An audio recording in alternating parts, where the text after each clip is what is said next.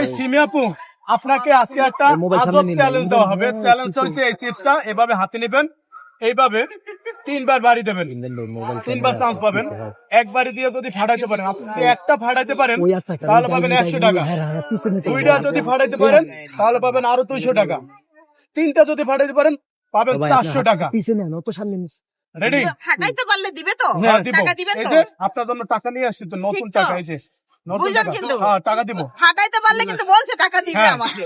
ফাটাইতে পারলে দিব। রেডি? আমি ধরবো। রেডি? হ্যাঁ রেডি। এক 3 বারের মধ্যে ফাটি টাকা হ্যাঁ, দিবে হ্যাঁ, তো? হ্যাঁ। আচ্ছা। 2 নতুন টাকা। হারে নতুন টাকা রে। নতুন নতুন এইভাবে তো ফাটাইলে হবে। ফাটাইতে পারলে এটা কেমন হলো?